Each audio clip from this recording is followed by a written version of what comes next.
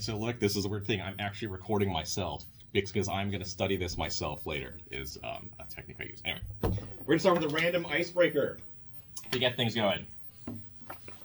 And here I have the most popular toy and puzzle in history. Anybody have an idea? Rubik's Cube. It would, of course, be the Rubik's Cube. Everybody played with one of these. Extremely complex, yeah? How do you solve one of these? Everyone's played with one of these. Not that everybody's solved it, right? It's like 43 possible configurations. But if you learn additional advanced techniques, you can find more rapid ways to solve one when you need to. Whoa. Did you cheat? Oh, did I forget to Did I cheat? Does magic. What are you talking about? What are you talking about? I'll do it again so you can see a little bit more closely, okay? But just make sure you watch close. Do not blink, otherwise you miss the moment that it gets solved. I know what you're thinking. Because I thought the same thing. This is a trick cube. It's got rubber bands. It's got motors in there. It's. I promise you, this is just a complete legit cube. It's not like it has a reset button where you just click on the side and then it just solves itself. I'm doing this and watching it at home.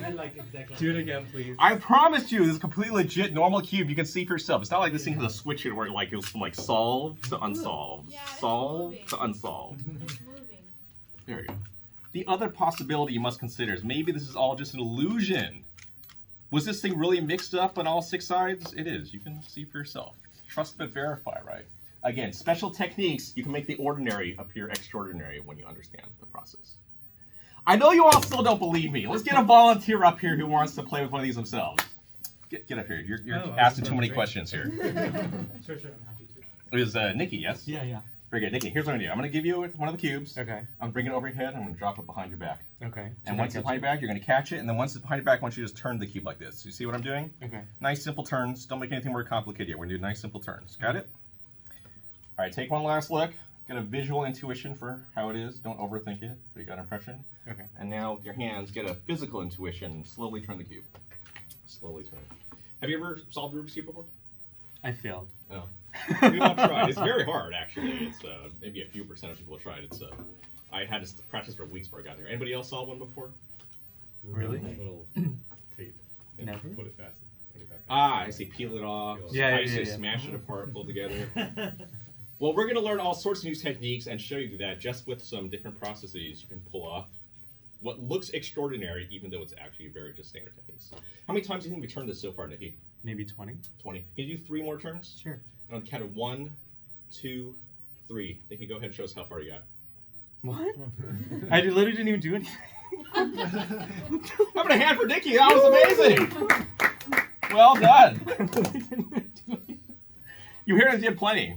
All right, we'll start into the actual talk phase at this point. Captivated now. Just nice, we're going to consider what's possible through ordinary objects, through fancy presentation techniques. Do any of you all have any fears? Do you have any common phobias? Some people have perhaps a fear of spiders. Arachnophobia. Oh, yeah. That's a good one. Fear of germs. That was pretty good during the pandemic, huh? In the hospital, how about a fear of needles, a fear of blood? Fear of heights. This is crazy if you haven't watched this documentary. Fear of enclosed spaces, drowning, all very normal, all very common fears and phobias. And yet, if you survey people around the world, across all cultures, most consistently, the most common fear people have is a fear of public speaking. If you ask the average person, literally, they would rather die than have to give a speech in public. You all didn't make it this far because you wanted to be average, though, I don't think. You're all here because you're trying to aspire to another level. Having said that, if you have any very normal, very natural anxiety or fear about giving a talk in public, which I still do, I still practice intensively to try to manage that, think about it for this for a second. Rationally, what is the worst that could happen? This is a picture from my PhD thesis defense many years ago. I know, I totally did not fill this suit out. But nonetheless, a full suit and tie I wore on a warm summer day. And I delivered a tour de force review of 5 years of my research, an hour-long talk, and I did it all in less than 30 minutes. Because the problem I still have to this day is whenever I feel under pressure, when there's a whole bunch of people staring at me, I feel like I talk really fast, get out of the room, so I can get done with it as quickly as possible. Literally, to this day, I have to be self-aware and check myself to throttle. But nonetheless, I made it. I got through the talk part. Woo! I got to the Q&A section. One of my thesis committee members, he started hammering me. Started grilling the question. Jonathan, what about this data? What about that? You didn't talk about this issue. What about that issue? I'm trying to engage in this Q&A, this grilling. And as I'm trying to get through it, I notice something. I'm starting to hear ringing. I'm starting to see spots. I'm feeling warm. I know what this is. This is a prodrome. I'm about to pass out because it's happened to me before. What's also is really annoying is this is just a vasovagal reaction, right? All I have to do, if I lie down for 5 minutes, I'll be perfectly fine. Everything will be fine. But I'm standing here in front of my PhD thesis defense. There's my whole committee. There's all my classmates. There's my mom sitting in that corner. There's my wife standing in that corner. I can't just like, hey, can I lie down for 5 minutes, everyone, to give me a break? So no, I said I would just have to power through this. Wasn't feeling so good though. Let me get to your question in just a second, if you just give me a second.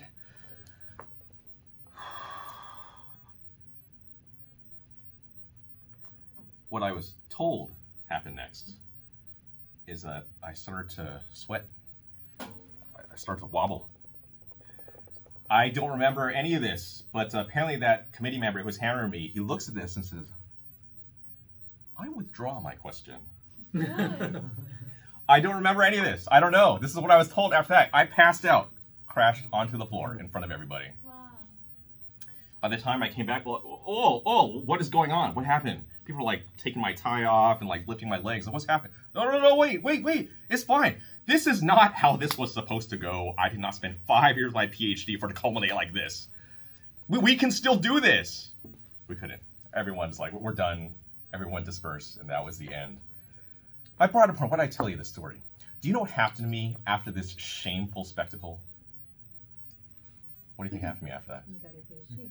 I got my PhD. Yes. I passed. Everything was fine. Nobody died. Everything was fine. So if you have any very natural fear and anxiety about giving a talk, like you should. That's actually normal. That's a good thing. Use that to empower yourself, but also realize just have a process, practice through it. You can actually do a fantastic job if you put it through. If that's some of the worst going to happen, what's some of the best that could happen to you? Something that surprised me is how many times I have given a talk, and let alone it's led to the next talk invite, and to the next invite, and to now like paid speaking gigs. I have now been paid $5,000 to give talks twice, and somebody offered me over $10,000 once, and I was too greedy and I asked for more. But I wasn't seeking those out. It's just that I put a lot of effort into these. What has surprised me is how many times I've given a talk, and it turns out I was actually interviewing for a job with someone who I didn't know was in the audience, that I didn't know existed. Right? At this point, you all have your jobs, but imagine other promotions, other positions. I mean, Columbia, University of Pittsburgh, WashU, St. Louis, Vanderbilt, UCSF, and of course at Stanford. I did not cold apply for a job at any of these places. And every single time, I was just giving a talk at a conference. Hey, this is my research. I think it's really cool. I want to share it with you. And somebody in the audience who I did not know came up afterwards. That was great. That was really cool. Is this what you work on?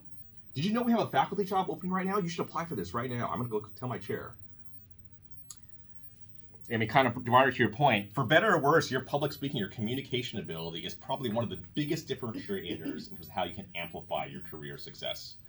For better and for worse, that's kind of the framework of it is. Warren Buffett has this nice story. He went to a bunch of business school graduate students. Said, you all feel poor because you're students right now. I would happily give you $100,000, $1 million right now if you give me 1% of your earnings for the rest of your life. And it would totally pay off because you're all going to be very successful as you are over your life. Oh, and by the way, if you're a good public speaker, double that and it will be more than worth it. That is how much of an amplifying effect it has, your ability to communicate. Having said that, what may surprise you is when I first was invited to prepare this presentation, I was preparing for a group of students. One of the other faculty said, oh yeah, Jonathan, I saw you give a talk before. Oh, you're so good at it. You're such a natural. So easy for you. You should totally go teach the students this stuff. I was like, what are you talking about? That is not true at all. Not true at all. The first time I had to give a talk was kind of in college, right? I gave a classroom presentation. I thought, how hard is this? I'm a smart guy. I read the chapter in the book. I went up to the podium. I'll just talk about what I read. After 2 minutes, I ran out of stuff to say. And I stood there very awkwardly and I just was laughing at my own jokes and just mumbling my way through. It was very cringeworthy. And afterwards, I can never allow that to happen again. That was terrible. So the next time I gave a presentation, I didn't just wing it. I Prepared note cards. This is before the era of PowerPoint, right? Just to sketch out what am I trying to say, have a purpose and a thoughtful process to it. I video recorded myself multiple times, and boy was that good I did, because the first time I couldn't even get through the whole thing without just completely like flailing. And then watched that and found all these weird utterances and body languages and hiccups that were just completely unclear until I watched and reviewed the recording. So, right, there is no talent. There is only those who have put in the hard work.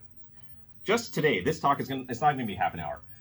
How long do you think I spent preparing this talk today? I spent over 20 hours preparing for the talk today. Does that sound crazy to you? Does that sound insane? Yeah, maybe that's insane. That's a lot. Why would you do that? Think about it this way. What is your most important scarce resource? It's not your money. Yeah, you can replace your money. It's your time and your youth. Once it's gone, people do it. It's gone. It ain't coming back. This is American College of Physicians. I've given talks, and you will too, in front of dozens, hundreds of professionals, and they're giving you the gift of a half hour, an hour of their life that they will not get back. So effectively, right now, you guys are giving me a dozen hours of your professional time right now. I'm very grateful. I appreciate that. You know what? It is worth it for me to spend a fraction of that to give it back to you in a compelling and valuable talk. So why would I wink it? You're wasting hundreds of hours of people's time if you don't. Then of mine. So what makes a talk compelling and valuable anyway? What is it? What is the purpose of a good talk? A lot of people think the point is to inform the audience. That is not the point of a talk. That's one thing you do there. If all you want to do is transmit information, here's a printout of my article. Why don't we sit quietly and you can all read that right now. Here's a link to the archive paper. Feel free and sit down and read that, and we'll come back in 20 minutes. No, you don't do that. That's not what a talk is for at all. You want to inform, but also you have to inspire and influence. Inspire people with the why they should care, right? What is it in it for me? And then influence to actually do something, to follow up, call you up for a collaboration, offer you a job, read your paper, whatever it may be. Inspire, inform, influence. I'm hoping to inspire you to care about putting in that time to improve your quality of your presentations, inform you with some specific example techniques, and then influence you to actually, 20 hours is not actually that crazy if you really want to do something compelling. And if you do a good job of it, people will keep inviting you back. I've now given this talk probably 5 or 6 times. So now 20 hours amortized around 5 or 6, not so bad, because I deliberately wanted to make sure I did a good job of it. And also, can you imagine the meta pressure of giving this talk? I'm giving a talk on how to give a good talk. Like, damn, it did better good. And having said that, I've watched some YouTube videos of like people how to improve your speaking. I'm like, why is the speaker so bad? Anyway. All right, some techniques. I've talked about the why. Hopefully you're convinced and you showed up for a reason, right? You're adults. You don't have to be here. You're here for a reason. So I want to make it worth your while. So some of the how. Did you notice very specifically something I did not do when we started, which 90% of presenters will do? What I did not do is say, hello, everybody. My name is Jonathan Chen. I'm from the Stanford Center for Biomedical Informatics Research. The title of my talk today will be Delivering Compelling Talks. Why, what, and how. You've all seen this, yes? Have you ever seen this? To myself, I'm thinking, yo, dude, like, I can read. Can you, like, just get on with it? Reading your title slide, let alone reading any slide, which I know a lot of you probably do because you can't help it, that is the norm, is the exact opposite of having an arresting, opening, a compelling, engaging conversation with your audience. Think about the last blockbuster movie you watched. How did it start? Title card, roll credits? Like, no, that's not how it starts. It starts with an explosive action scene or drama, like a cold open that draws you in. And once you're on board, you can kind of lay out the exposition. For a medical presentation, very often it's a clinical case. Saw this patient, dramatic situation, we had to make a tough decision. It's not the only technique, but that's a very standard technique to use in a medical conversation. Or it could be asking a provocative question, what do you fear, right? Or some other kind of icebreaker kind of scenario. Having said that, you all must remember, the content of what you say still does matter more. Like the quality of your science really matters. All the presentation techniques in the world are not going to save you if the underlying stuff you did is just crap. Right? You have a turd. If you polish a turd and shine it as much as you can, you may have a very nice and shiny turd at the end of the day, but a turd it will remain. So be mindful. This is assuming conditional upon you've done the high quality work. Realize you worked so hard to do that good work. If you don't communicate effectively, no one's ever going to know about it. Why'd you work so hard on it when other people can never know, understand, or appreciate it? So how do you get there? If you all don't know how to make a great talk yet, I bet you can recognize a good one versus a bad one, yeah? Maybe you don't even know what it is, but think about it. Try to articulate it. Here's an example that one of my students once pointed to me, Susan McConnell, she was a Stanford faculty, just nuts and bolts and how to like assemble your slides, make a presentation, and that's fine. It's perfectly good how to do that, but I'm only going to give very brief examples here. This is all stuff you can find online yourself. But as an example, to make it concrete, here I'm making a slide. What does this look like? If you ever present a slide like this, look at this. Oh my God, you are fired. Nikki's already rolled. Give me back to my let's see what's on TikTok. Having said that, I make slides like this all the time. I just never show them to anybody.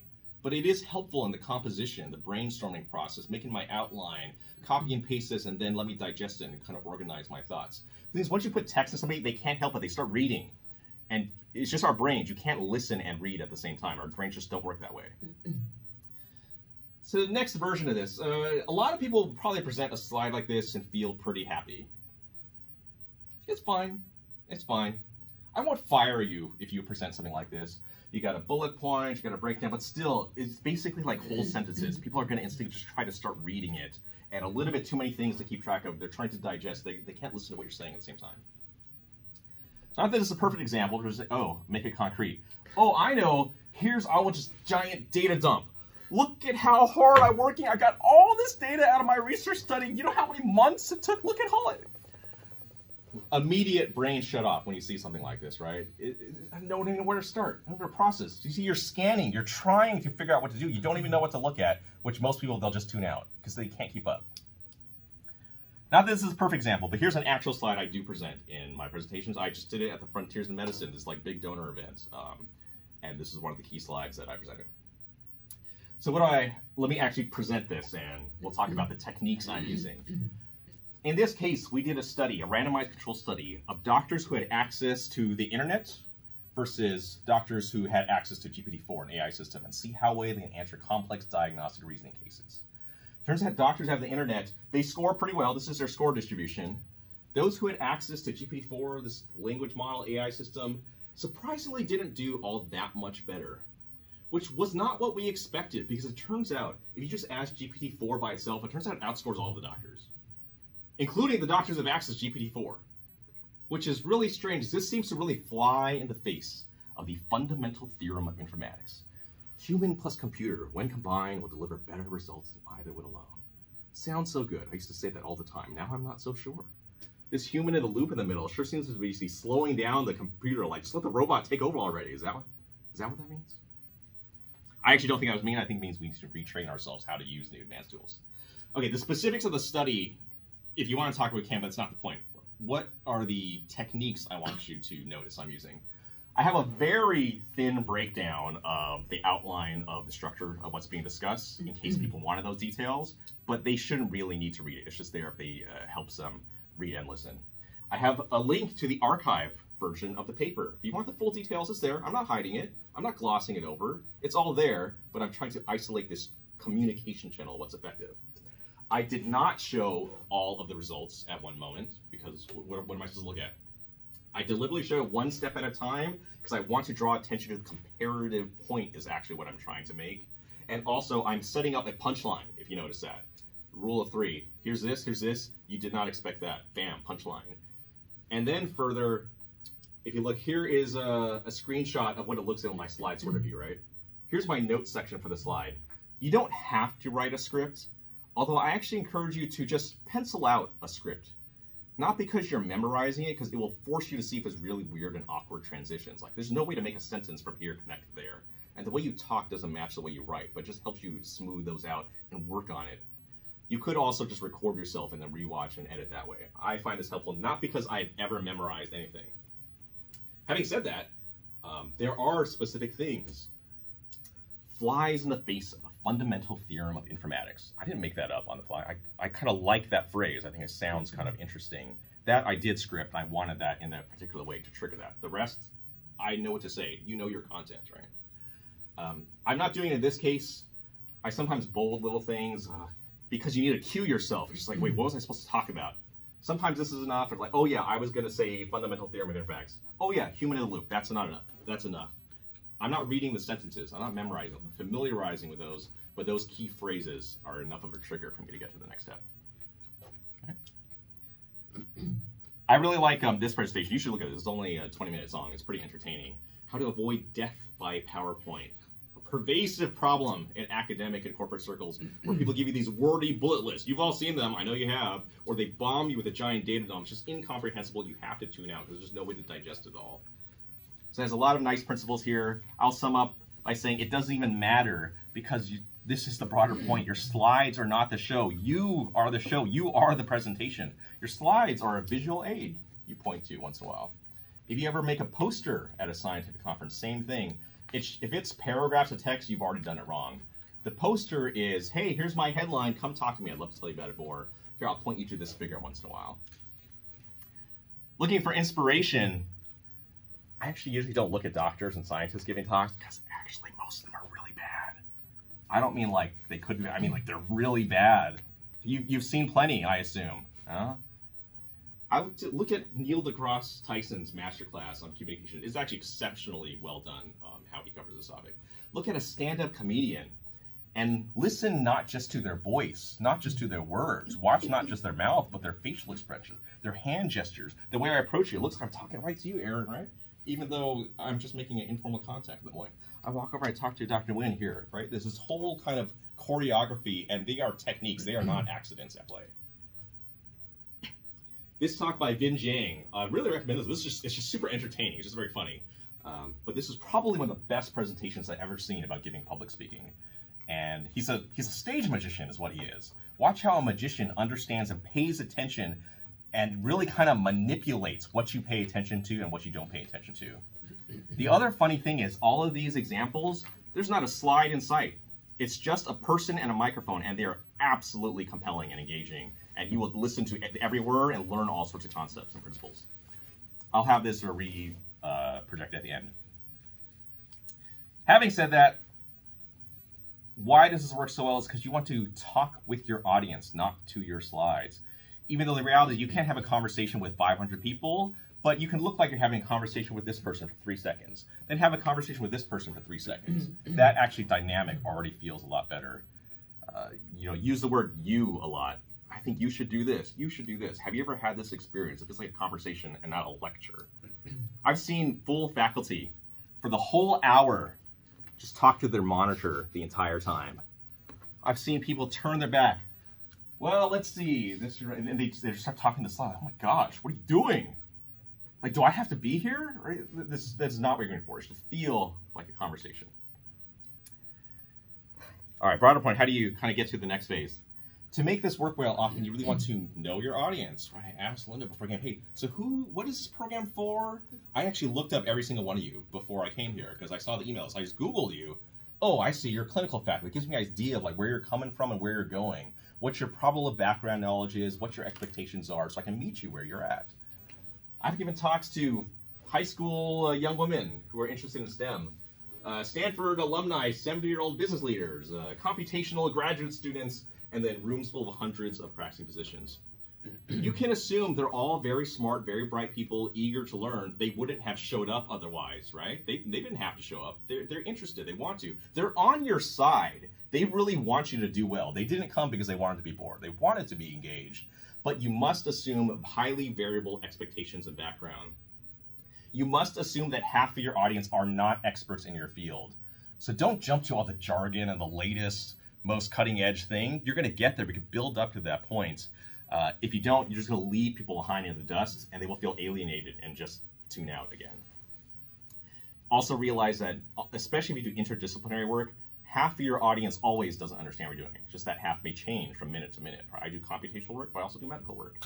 And for sure, half the audience doesn't understand what I'm saying at any given moment. So build it up towards them. So what are some techniques you can do to make your talks accessible to a broad audience? Break things down build it up from simple concepts and build it up to complex concepts, and then use concrete examples and analogies. Actually quite powerful. Here's a big concept. GI cancer is, high risk and really bad. Okay, well, break it down. I saw this patient who was only 40 years old, and little did she know I screened for this symptom, right? It's just making it concrete, you're building it up, making a real story around it. All right, so concrete example, know your eyes. This might go terribly, but I'm gonna try something experimental. I shouldn't be showing that anymore. We're gonna play a little game here. If everyone can just ignore that. I don't know why I'm showing this, but if I could have everyone just think of a number up to 10. Doesn't matter. Everyone got a number? Think of a number up to 10. And can you think of, spell out your number in terms of as letters, and count up the number of letters that are in your number. Got it?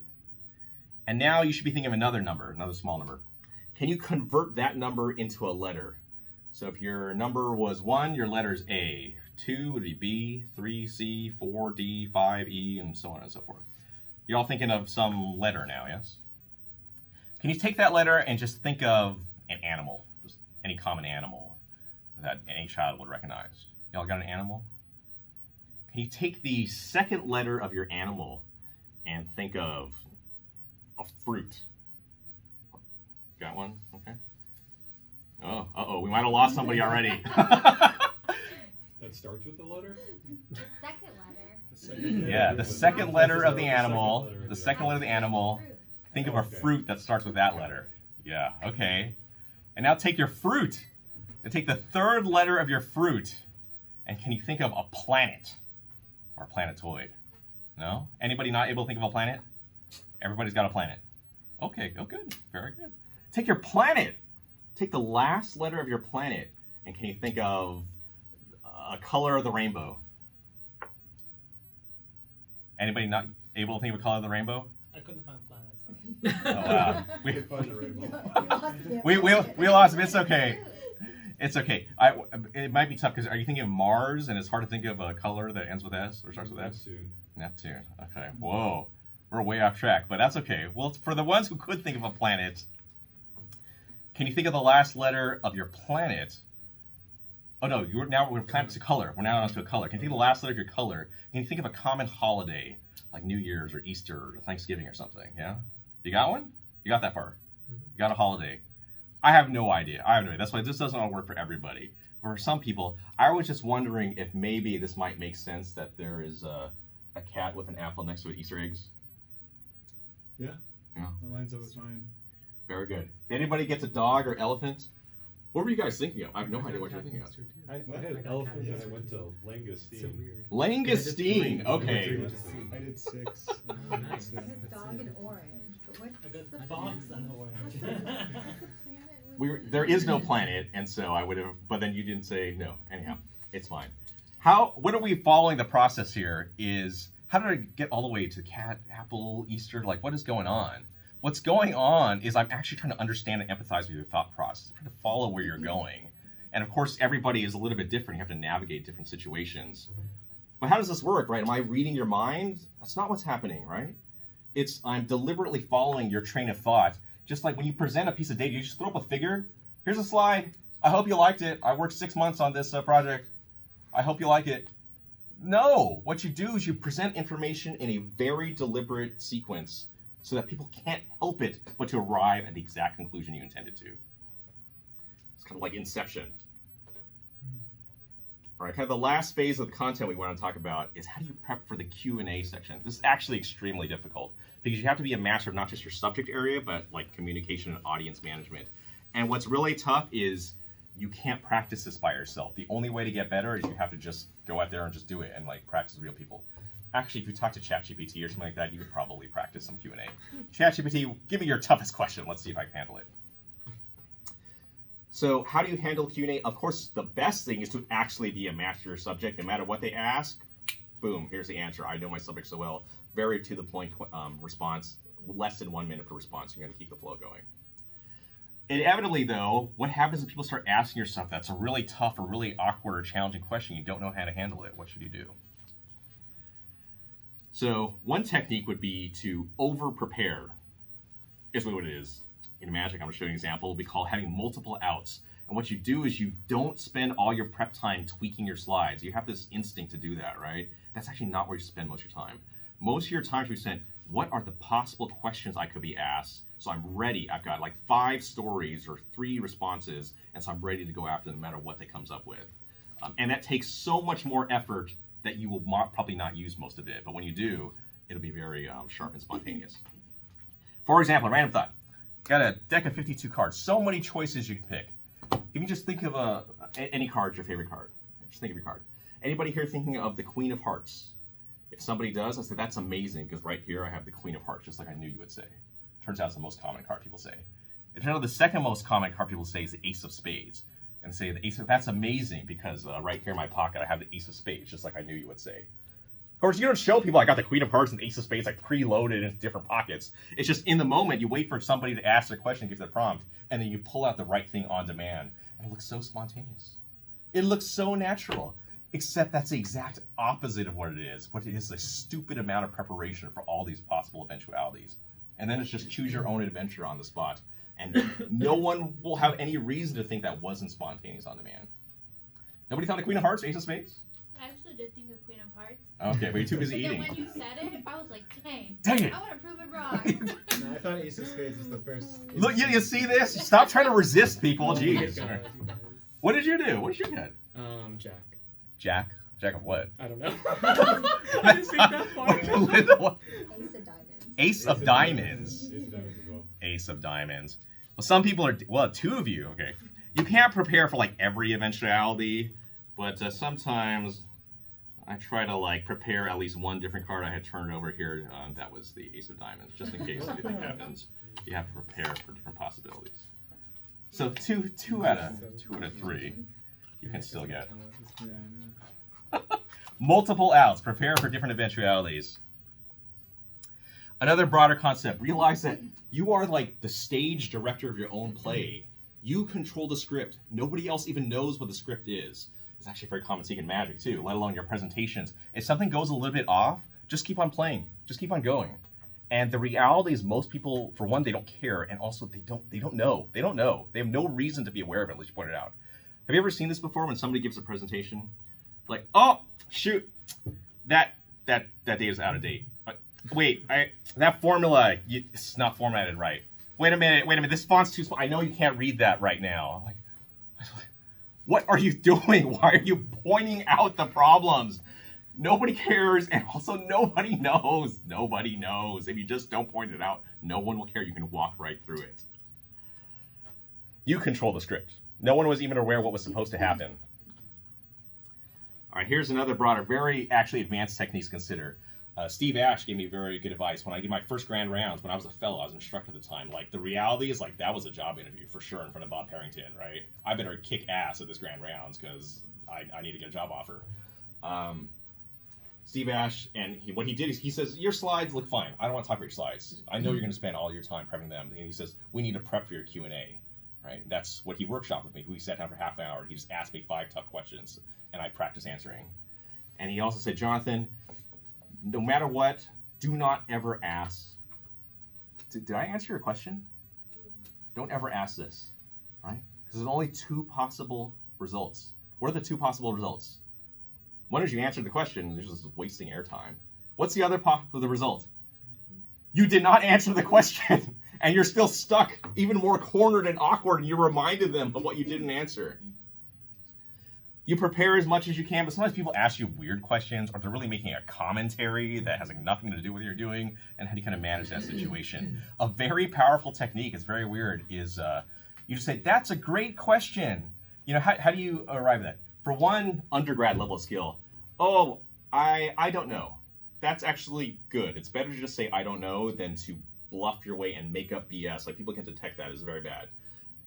Master's level skill would be say, hey, we don't know the answer to that question right now. My working hypothesis is probably this is going to be the right answer. We're actively considering a study that could approach it that way. I would love to sit down with you afterwards and we can talk more detail. Wow, much richer, much more engaged response, right? You're not supposed to know everything. You're doing cutting edge work, right? We don't have all the answers. Nobody does. Even more robust than that, with like fellow and like, faculty level skill you should consider. If someone's really hammering you say, Well, that's a great question about X. Nobody knows the answer to that. We're wondering if this could be it. You know what it does remind me of, though? There's another concept we should really consider about Y, which we've really learned a lot about, and what we found is X, Y, Z. You're answering the question you wanted to be asked, not the one you were asked. And it's a very weird phenomenon. People have a really short attention span. If you just say something intelligent sounding for a minute, they'll just forget what the question was asked. So don't remind them, oh, and by the way, did I answer your question? Now you're just stuck back in this situation. If it really gets to the point, I don't recommend you necessarily do this, but it's quite powerful when you need it, is how does a politician handle a hostile journalist? They just ignore them. They just ignore them. Just stay on message. Well, thank you for that question, but you know what I actually do want to talk about is actually this other tax system, right? They say whatever they want to say. They don't even care about what the question was. You can't overuse that because if people detect it, it'll backfire. But sometimes you get weird questions that don't even make sense, and it's hard to even know how to engage them. All right, I'm going to start wrapping this phase up. There's way more techniques, way more concepts we cover, but wanted to highlight a handful that we've talked about. Remember, talk with your audience, not to your slides. Your slides are really a very small part of a good talk, ironically, even though you spend so much of your time thinking about them. Remember, you control the script. You're the stage director of your own play. Don't ask, did I answer your question? No one even knows what was supposed to happen if you just roll right through it. They will happily follow you, the captain of the ship. Remember, there is no talent. There are only those who have put in the hard work. Very often, magic is just somebody who spent way more time doing something than anyone might reasonably expect. And don't just inform your audience. They came for a reason. They want to be inspired. So spend that time to inspire them to get excited about what you're excited by and influence them to follow up and help you achieve all the things you deserve in your careers. All right, I'm going to wrap it up at this point. And here's some of those other talks that you might want to look at. I found these very good resources. Another little tip about your last slide, too. Now, micro learning here is what does your last slide say? I hope it doesn't say questions. I hope it doesn't say the end. I hope it doesn't just say thank you. I hope it doesn't say here's a picture of everybody in my lab. You can have that, but then skip back to here's an outline of my talk, and you just leave that online. Any thoughts or questions? Because then somebody who said, I did have a question. What was that thing you said 20 minutes ago? I was like, I forgot. Oh, yeah. You said that thing about controlling the script, and then that gives them a cue. Or here, I'm leaving the references to naturally cue the next thoughts. Alrighty, that's the formal part of what I wanted to cover. Any thoughts, questions, or comments we can. Otherwise, you thought you just came here to watch. It's time to work, people. But any commentary, what would be a good commentary to consider now? If you have questions, it's fine, but I think what's more useful. You've all seen good talks. You've all seen bad talks. What's the difference? What's the difference? What have you seen? You know, I saw this one, and it was really good. I really liked what they did. I'm going to do it more like that. Well, I just had a question. So one of my things I do is the last slide, I put something of a landscape photography picture, and I always wondered what people think about that. So you know how like some people take pictures and they'll put a picture of like Stanford campus. But instead of putting a picture of Stanford campus, I put a picture of my work just to like normalize that I'm a human being as well. Yeah. But I'm curious. I've never actually thought about recapping. You can do both. You can do both. Here's just a funny image. It can be your landscape, but also here's a brief outline. There's ways to intermix those. You can be a human and be professional and organized at the same time. I don't think they're separate. And part of what makes you a good speaker is it feels like a person just talking to you. It doesn't feel like a lecturer.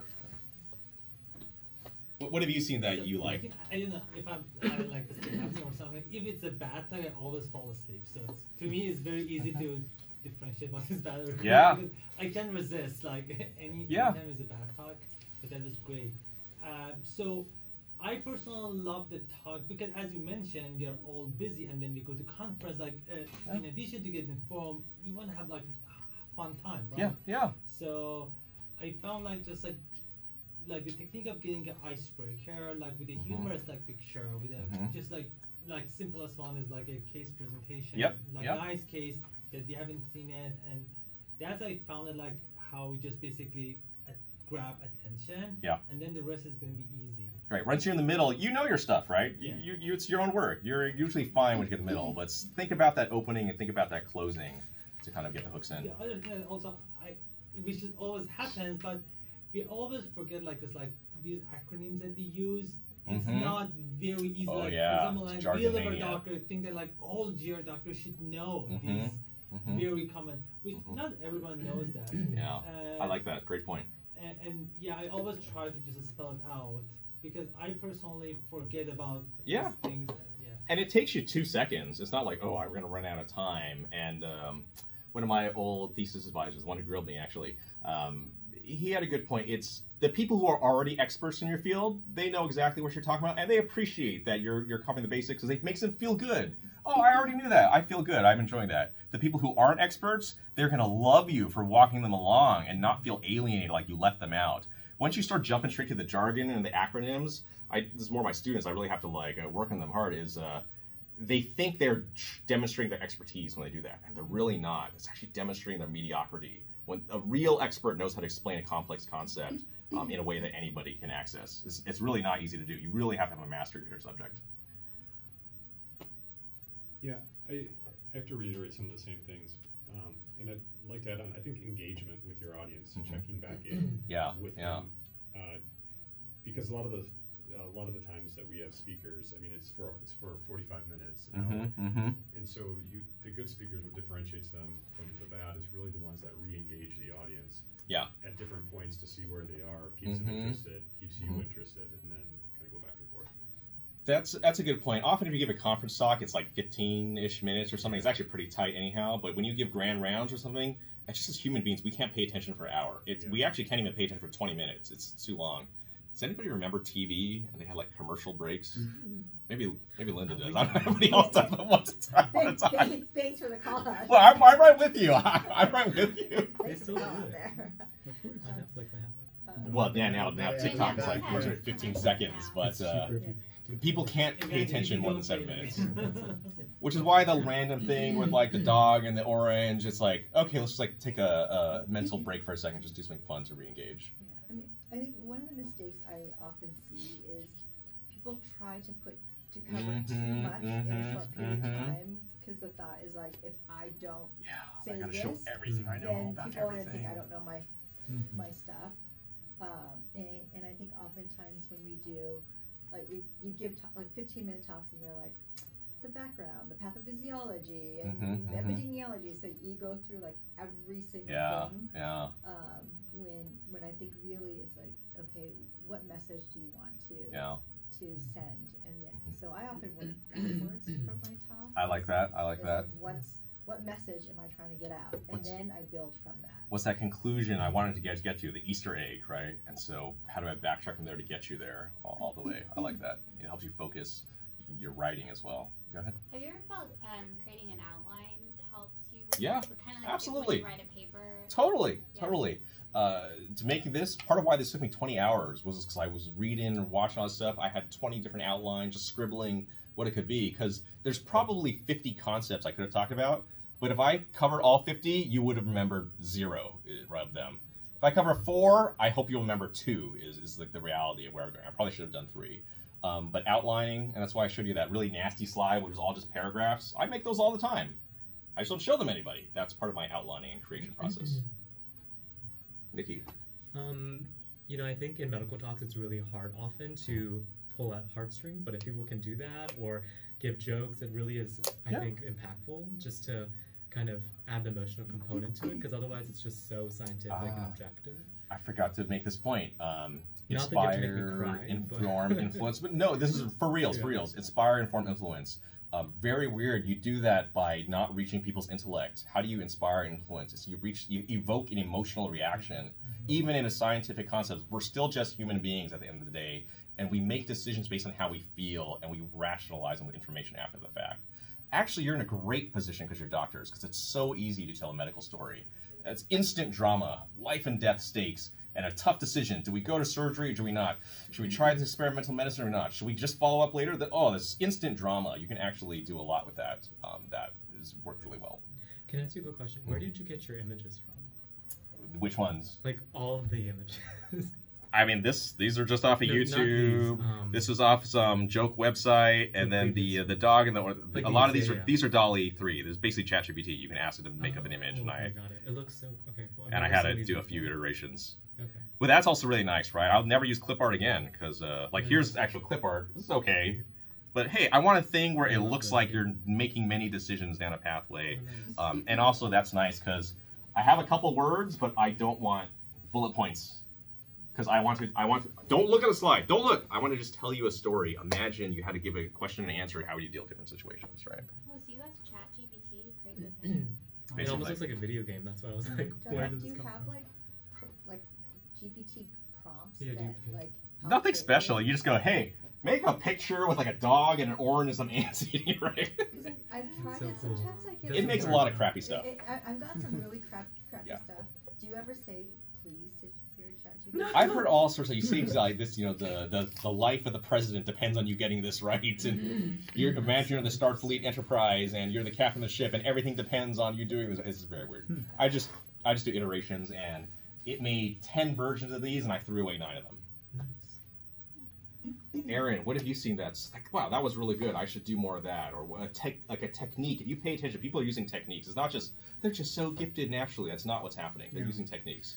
Yeah, I mean, I think, obviously, like, the talk you just gave was amazing. And being able to kind of, I think about how you're,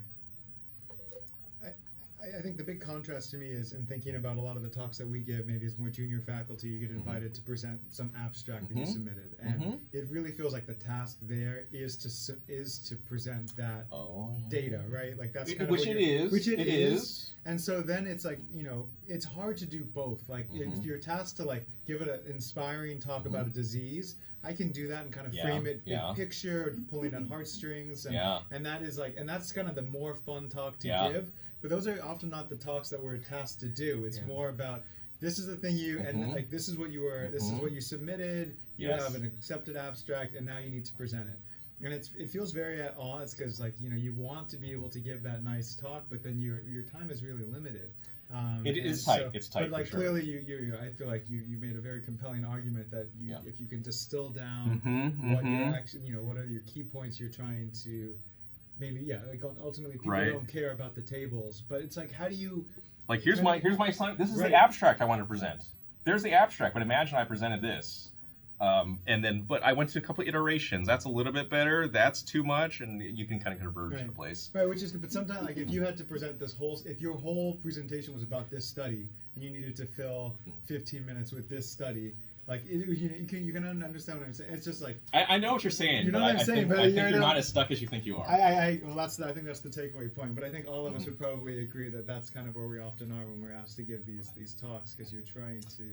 I don't know if this is inspirational or challenging, but I forgot to make this point right. I had all these points to make, and I memorized about 90% of them. 10% of things I forgot, and that's okay.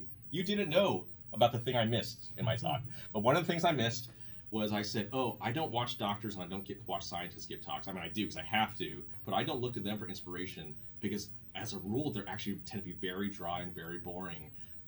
And why is that? It's because we feel like, well, everybody else is dry and boring. I want to be seen as a serious and rigorous person, so I guess I better be dry and boring too so they know I'm like one of them. And I say, why do we tolerate that? Why do we accept that when the work you do is way too important for it to be missed and glossed over in that way? I think this is a false dichotomy. You are there to present the real data. You are there to present results. And here's the medRxiv link. I'm not hiding anything. Full methodological detail. It's all there. But you can encapsulate a story around that and really hit both. And that's really what's going to take you to the next level in your career, I really believe. I feel like I found like you mastered this technique in your talk. I found out a lot of the talks that I really enjoyed and I felt so inspired are those that it started like speaker talking about one of his own failures. Yes, and I think that was exactly not an accident either. And we had one of like our great faculty at Pittsburgh who was like starting most of his talks by one of his complications, like pretty bad complications. Yeah, wow. And he was You're so invested now, right? Endoscopies, and we were all enjoying because you as like new endoscopist, you're always like shy that okay. Yeah. I'm far from this guy. This guy is super massive. He's super famous, world's expert. When they start with big perforation, something, we're like, oh, he's human, I'm human, then we can connect. Yeah. And I love it. I did I love the it. exact same feeling when I saw you first. Like, he can be like one of these good guys. And I felt funny in my email I sent earlier, and I sent this like big photo, and it looks whoa, it's so intimidating. He must be so, or he must be so narcissistic and like egotistical, which is why I deliberately start with that personal anecdote. That's often a good way, a story about your clinical case. And then here's one where I failed, but I survived, and there was a purpose in including that as well. So I'm glad you noticed. What do we, or go I ahead. think the other thing that you do well, and we see this in the speakers who do well, is they change the rate of your speech. And then there are things that you slow down if you want to highlight or emphasize a point, and then you use your hand gestures for very specific things. So I think that's, Aaron, to your point, sometimes when you have to give a dry talk, you can still build a story about it, but it's also how you deliver it. Because most people, the way they deliver their dry research is they're reading the weather report or something. They're reading off their slides, right? So word for word. It's literally word for word reading off the slides. Renew actually gives amazing talks filled with science and data. Cool. But she does it in a way that it's informative and engaging, and she knows her stuff. Yes.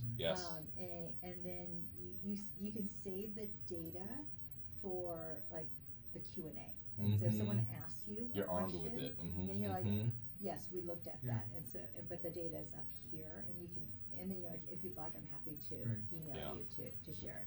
It's great to hear you guys, because it feels like you almost, the expectation that you give that, and it's but I think that's, again, as you were saying, that feels like such a standard that to break from that. You guys can be better than the standard, right? You showed up tonight, but you can do even better. And the key is to stand out. Right. The key is to stand out. You just don't want to stand out in the bad way. So not in a bad way, but whether it's a little step. Whether it's looking, if you think of the number of people who could potentially be invited to give a certain talk, you want to stand out because you want to be the one that's invited, right?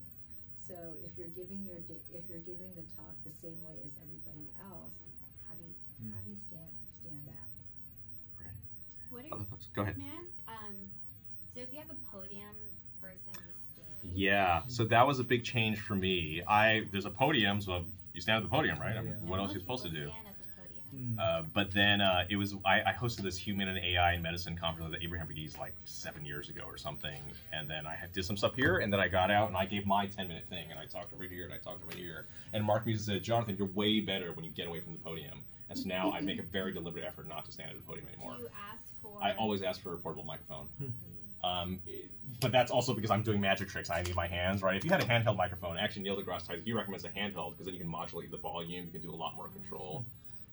Unfortunately, a lot of conferences, there is no stage. You have to just stand at the podium, which is annoying. It's not as good, but I still try to lean in and on the podium and say, oh, you know what that means? I'm still trying to have a little bit of animation. But it is tougher. But also the podium, it hides you, which for some people, it makes you feel safe. I can hide behind the podium. Nobody can see me. I'm just going to read my data. And it's to encourage, no, people want to engage with you. They want to have a human being and have an interaction with. Right? I prefer no podium because the walking back and forth, if you have nervous energy, it helps you get out that nervous energy because you're walking and you can engage different people. And when you're vertically challenged, you're not behind the podium. So you take up more space. And I think the key when you're giving a presentation is you want to take up space. It's like, think of it like this is your moment. Yeah. And you want to be there. So you don't want to just sit behind there and just be behind the podium with the slides. You want to be you want to be out there. If I can, I do have the clickers, then I'm free to go. I haven't. Oh shoot, there's no clicker. I got to run back here, click, come back here. But anyway. I noticed the clicker pen. That's cool. Pretty cool. Yeah, just any clicker. It's nothing special. It's just a clicker. That's all it is. But I have some people how did you do that? It's I'm just doing this. I'm talking as I go. Let's switch over to. We're gonna have everybody rotate up and just introduce yourself like you're at a cocktail or networking party, and then spend 1 minute and talk about anything you like. Everybody ready to do something? I'll just tell you one other thing just for fun as an example. I don't know if this is fun, but there's there's a prominent magician who is also a scientist, and I was learning from him, and I saw he had this note. I thought, that's very interesting. So this is probably crazy. I started to do this for my talks. I do this for all of my magic acts. This is a log of every time I've ever performed a piece of magic, like ever. Where was it? Who was the audience? What did I do? And a note to myself on what worked well and what didn't. And this is not for anybody to read. This is for me. And just that that process. I'm gonna watch this video probably tonight. Not because there's stakes to it, but it's hard for me to tell what's good and what's bad unless I see the video afterwards. This self-reflection, if you really want to, is how you really optimize. Is that something you've done for like magic? I started getting magic about like 5 years ago, and then I heard this idea maybe like 4 years ago. I'm like, that's interesting. I'll start to do that, and now I'm starting to do that for my talks too. Think about what went well, what didn't. But for my talks, what I really want the video, so I can capture stuff that in the moment I'm so stressed out. You're all staring at me, right? I'm just trying to get through it and not mess up. That I'm very often not aware of what's going well and what's not until after the fact. How are you recording it at the conference? Like when you go. I bring a tripod and I just set up the camera, or I tell a friend, "Can you just record me?" Even if you can't get a video, what can also work well is just get audio recording. That's enough. Just listen to yourself. How many ums, how many this kind of stuff. You'll capture a lot of that. The video helps capture like, oh, I have this really awkward body motion, or I'm blinking a lot, and I had no idea until I saw the video. And it's all fixable, but you just can't see it until you get the video. All right, shall we start to rotate around? Any volunteers? Otherwise, we're just going. Can I ask you one quick question? Please.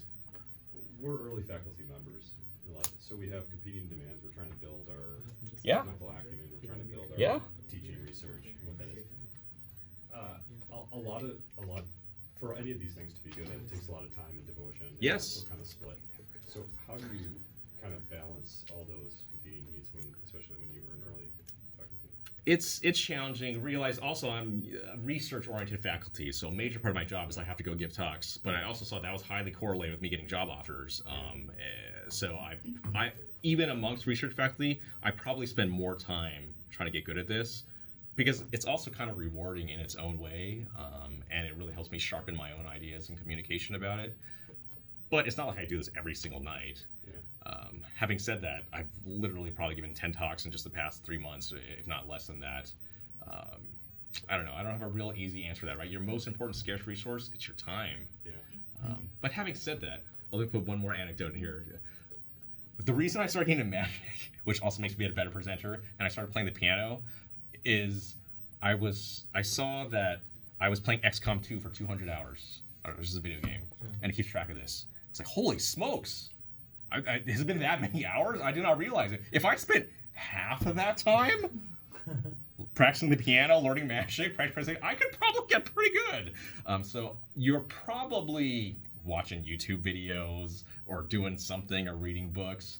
And if you just redirected some of that and made this a fun, interactive thing and self-improvement, I think you actually might enjoy it rather than any other random hobby you could do. I don't know if that helps.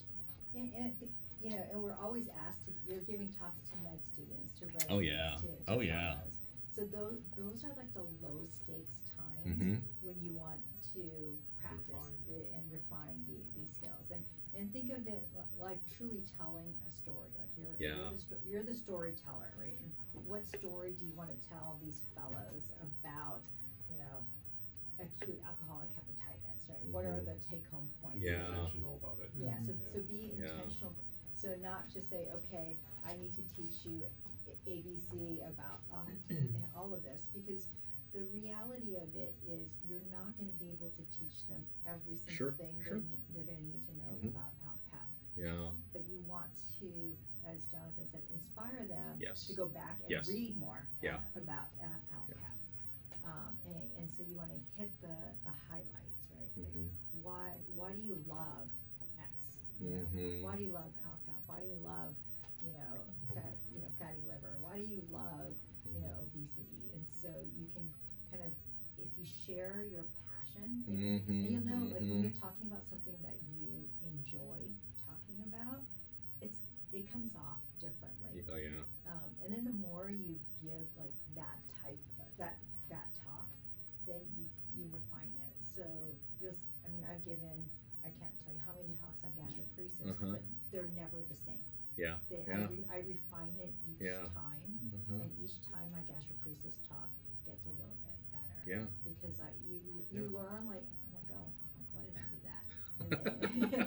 And then sharpen it. And you sharpen it, right? And then oftentimes, you'll see your slides and like, oh, I don't like it here. I'm going to move it there. So you kind of practice giving the slides, like Jonathan. I don't have a script, but in my notes, there's some things I'm like, this, I want to highlight hit this, hit that. About that. So use the low stakes time as your practice and refining your skills for when you're on the main stage. And when you do that, after a few years, you just become the recognized world's expert because you have just been sharpening and sharpening. That's what makes an expert. Somebody who's put that in. All right, the marathon. We only got 15 minutes, so we should start cranking through. Okay. We're gonna start, you guys, and then. Sure. So what am I supposed to? Just to stand up here and talk for a minute. I don't know. Tell us a joke. If you could tell a joke, you could do a movie model. You could do whatever you like. But start with just an icebreaker. Who are you? What do you do? And what motivates you? And then just practice presenting. Maybe it was your research, anything you like. Okay. All right. So I'll stop recording unless you want me to record. No.